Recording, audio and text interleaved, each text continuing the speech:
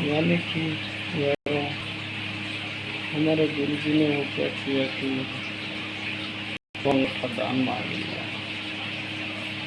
हमने सोचा कि जब कुछ भी कर्म करने वाला ये ब्रह्म ज्ञानी कोई दान मांग लेता है तो क्या, और वो अपने गुरु जी ने दान मांगा था। इसीलिए यार हमने इस बात को छोड़कर, इस अंगूठे को छोड़कर अपना शीश दान कर दिया। ये शीश दान करने के फिर जो हमारे पीछे पर्दा थी, यानी कि हमारा वो दो पुत्र सूर्य और चंद्र, तो यार जब हमारे गुरु जी ने वो शीश दान किया तो ये शीश तो सूर्य ने ले लिया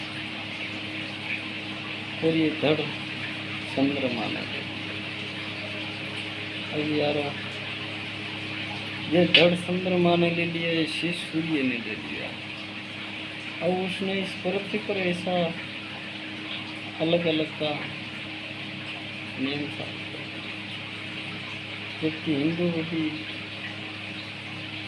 हमारे शीश को पूजते और हमारे मुसलमान भाई हमारा ये श्रेष्ठ शरीर है उसे। इसीलिए तो लोग कहते हैं यार छोटे को मकान दिया जाता है, पिताजी दिया जाता है, और बड़े को प्रॉपर्टी यानी कि बाहर की प्रॉपर्टी और वो दी जाती है, लेकिन घर में दिया जाता है। तो यारों हमारे गुरु जी ने शीश दान कर दिया और सृष्टि छोड़कर चले गए, तो ये दुनिया हमें भूल चुकी और वो अभी क्या देखती है इन आँखों से, इन कानों से, इन नाक से, इस मुख से। यारों ये तो ब्रह्म चीज है यार, इससे कुछ नहीं होगा, क्योंकि अपनी जिंदगी की गाड़ी इनसे तो नहीं चलती। ये तो चार इंसान अलग अलग है। इसीलिए कहते हैं यारों के साधु महात्मा गाते हैं हमारे 8 कोठरी 9 दरवाजा। यारों 8 कोठरी में 8 इंसान अलग अलग बैठे गौर से देखना, और वो अपने अंदर ही बैठे। तो उन 8 में से 4 तो काम किए, लेकिन 4 काम के वो कौन कौन?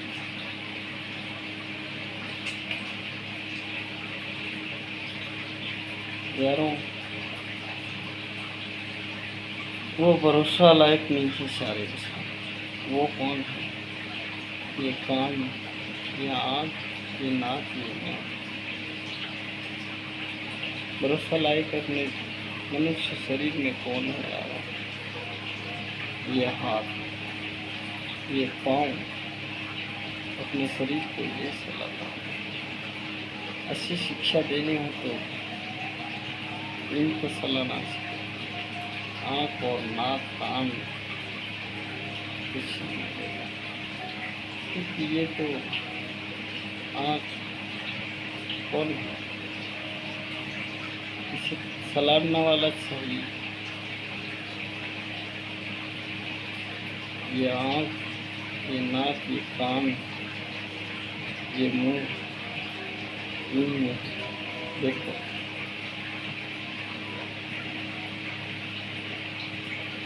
ये एक हाथ की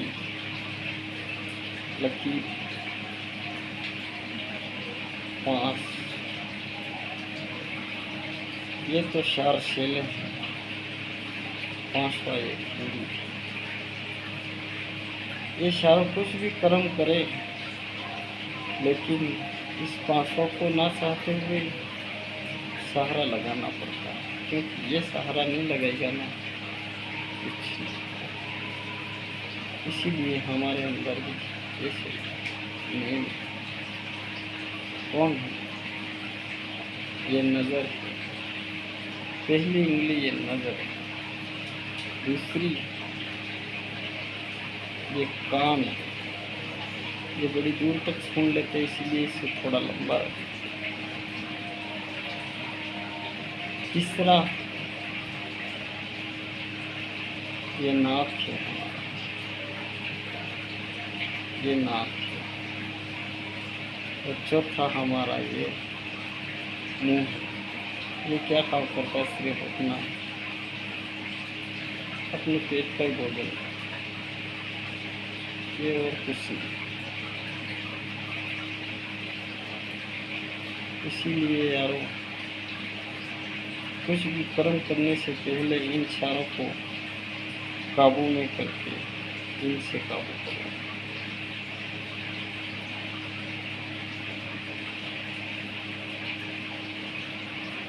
जैसे अपने शरीर में 8 पोटली,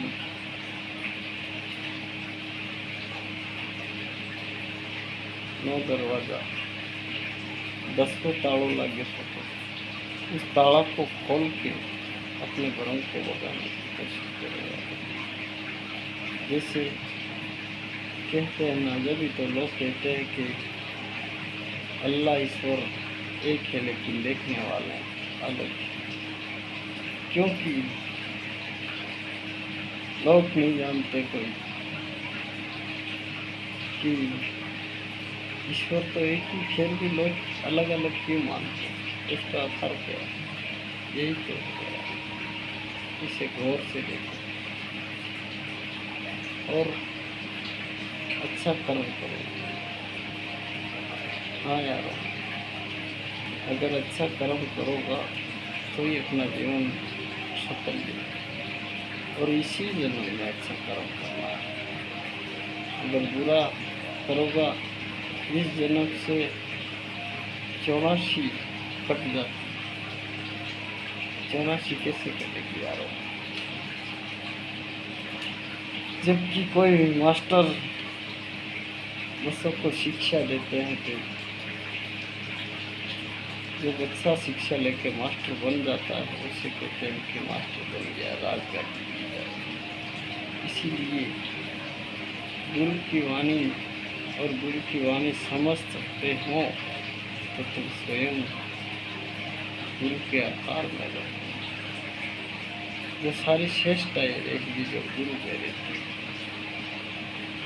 अगर वो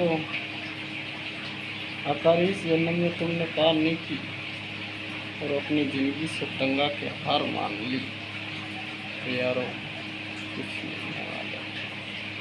जब तक खुदा कहता है, ईश्वर कहता है कि जब तक हमें छिपे रहो, जब तक इस धरती पर टिके रहो, क्योंकि जब तक इस धरती पर टिके रहोगा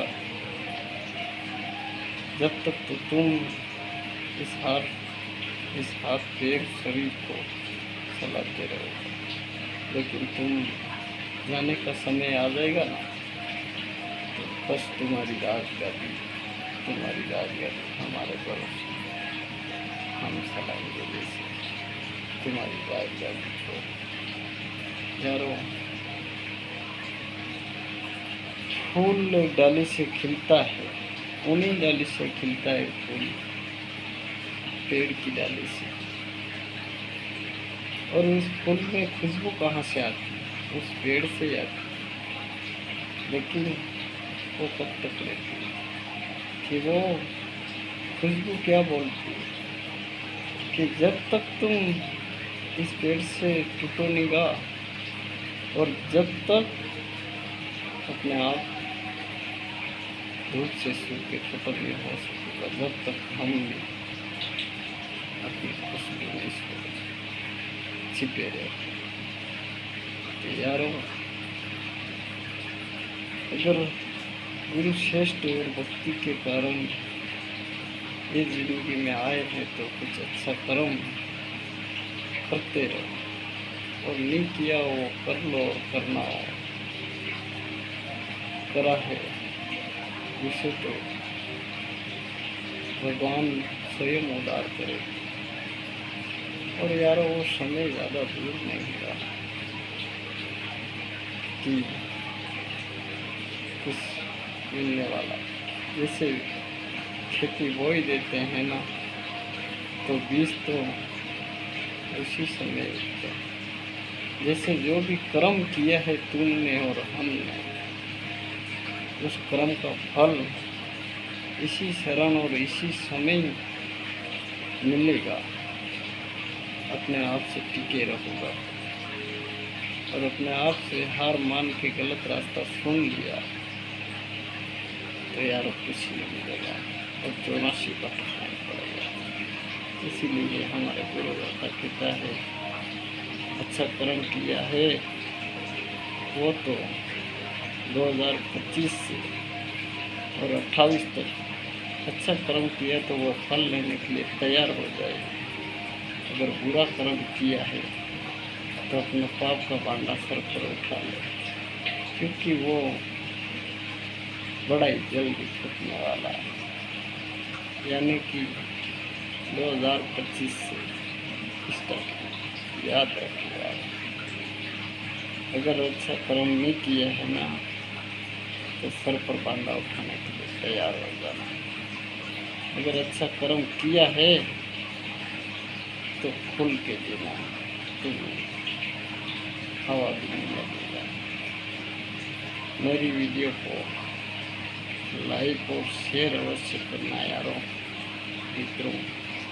और इस कहानी में कुछ गड़बड़ हुई हो तो यारों माफ करना। लेकिन हम तो एक छोटे से आदमी आपको एक कहानी सुनाई, और कहानी अच्छी लगी तो वीडियो को शेयर जरूर करना यारों।